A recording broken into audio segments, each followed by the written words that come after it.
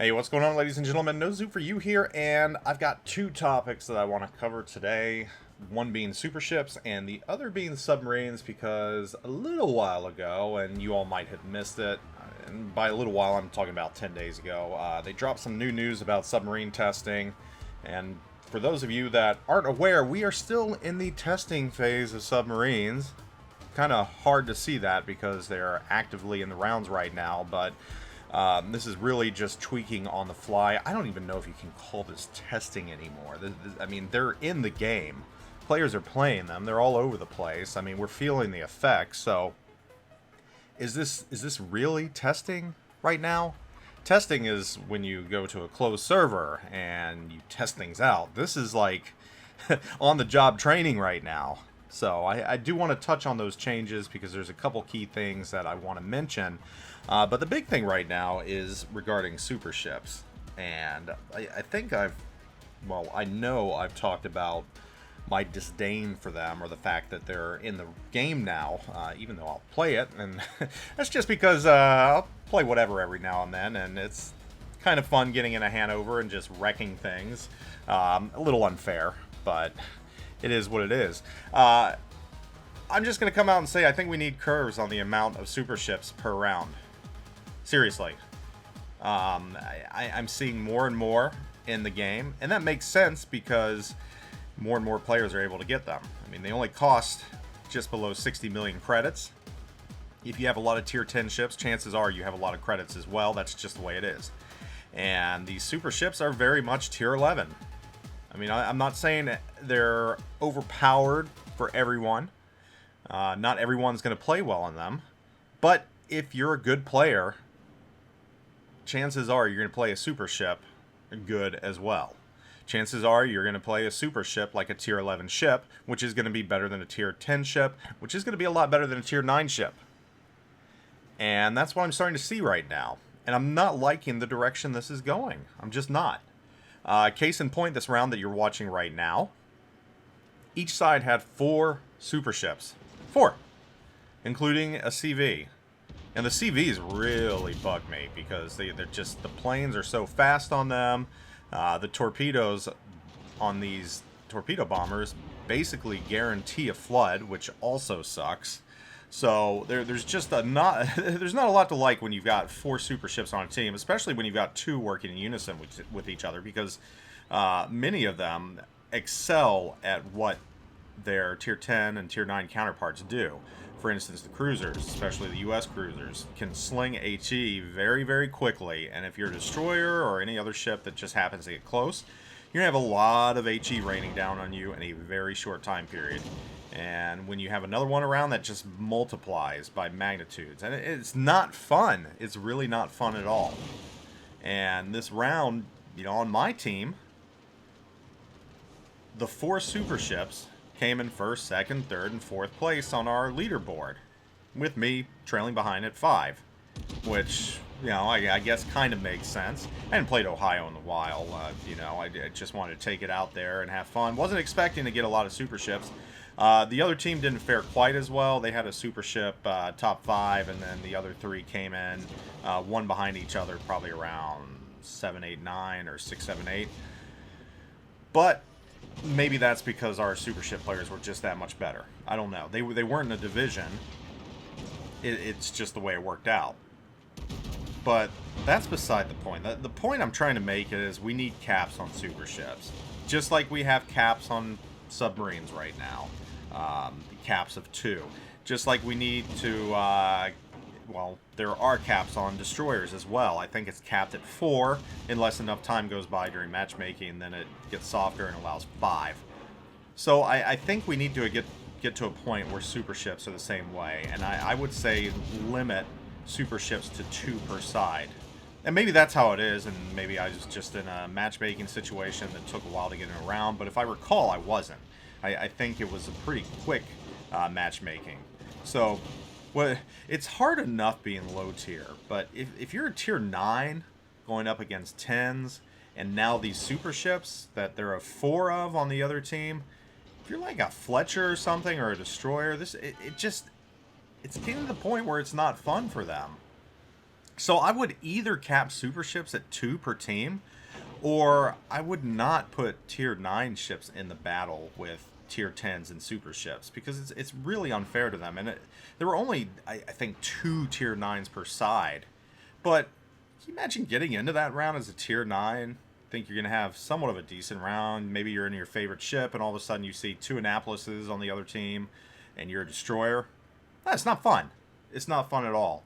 So my recommendation, Wargaming, for World of Warships is you cap super ships at 2 per team. Matchmaking dependent. And you know, if like 2 minutes goes by, maybe allow 3 or something like that. But something needs to be curbed here, because I'm seeing more and more rounds with a high number of super ships. And while it's probably fun for the super ships, it's not really fun for anyone else, because these are tier 11s. I know they've got a star and it says super ships, but for all intents and purposes, these are tier 11s. Now, moving on to the submarine news that I want to touch. There's been some changes in testing, and again, this came about 10 days ago or so, and kind of flew under my radar, no pun intended. But some of the key points that I want to hit on right now, matchmaking has changed, and I think this is so that people get into rounds quicker if they're using submarines. But for matchmaking that takes 40 seconds, there'll be no more than 2 submarines per side and 4 destroyers per side. 40 to 89 seconds, 5 total with no more than 4 destroyers and no more than 2 submarines. So it's a mixture, 0 to 39, and I left that 4 out. 4 total, you can have 2 destroyers, 2 submarines, or 3 destroyers and 1 submarine, or I guess even 3 submarine. Well, no more than 2 submarines, so there you have it. You can load up on destroyers, but submarines will never be more than 2. Same goes for 40 to 89 seconds, 5 total, so you can have 3 destroyers, 2 submarines, 4 destroyers, 1 submarine, but no more than 2 submarines per side, which is what they should do with super ships. And then after 90 seconds, these limits will be softened. So if it takes 90 seconds to get in a round, you could see 3 subs per side, or 5 DDs, 3 subs. Who knows? A lot of the changes have been just to eliminate heads-up display clutter. So nothing really big there. The other big thing is with anti-submarine gameplay, and that involves your depth charges and everything else. So these are some good changes. I think that people will be pleased with them.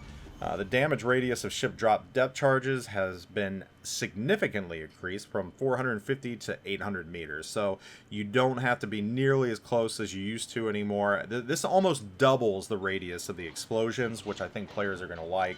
This means you don't have to be directly overhead of a submarine in order to get damage on it. I kind of agree with this change. I think it's needed. Increased damage dealt by airstrike depth charges in the outermost part of their damage radius.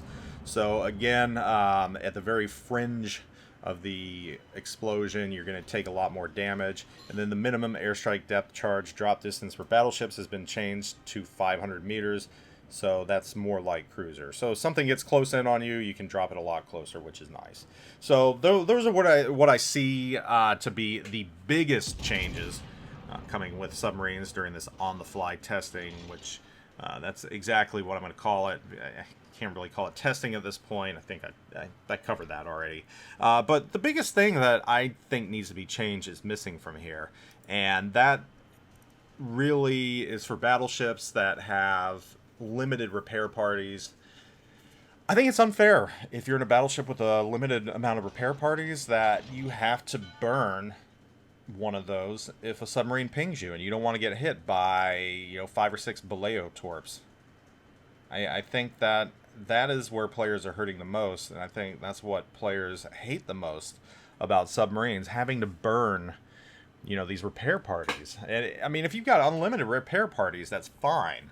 It's no problem. But for the ships out there that are limited to 4 or 5, if a submarine pings you, hard locks you, and then you have to break that, all of a sudden you've got a bunch of HE flying your way, you're going to catch fire and you're going to burn a lot. And if those torpedoes hit, you're going to start flooding a lot. And you don't have another repair party up and ready right away. You've got to wait. I think it's probably like 30 seconds or so for these ships, but once you get it back, you've only got 3 left. And you got to worry about it all again because that submarine's going to have torpedoes ready to go soon. So it's just not a fun situation where you're burning these things to eliminate these sonar pings. So how do you fix that? Well, I really, the only solution I can think, and well, that's not going to work, getting rid of these homing torpedoes because they're going to go full speed ahead with them. You know, I might recommend making a separate countermeasure for these. You know, maybe give someone like 4 separate consumables that allow you to break that ping lock, and you're not using your repair party. But the only downside to that is you've got another consumable you have to worry about, and you're still limited on them. So, you know, I don't know if there's a good answer to this at this point. I'd be interested to hear what you think and what you think can be done to get rid of the scourge of these rampant sonar pings that are forcing you to use your repair parties. And maybe it's not as big of an issue as I think it is, but you know, just from my own playing, I know that I mean, I'm going through it, and I know a lot of players have voiced their concerns also on the various social media forums as well. So it is definitely an issue. I know it is impacting players. I just don't know what the fix is, but I do think it needs to be fixed.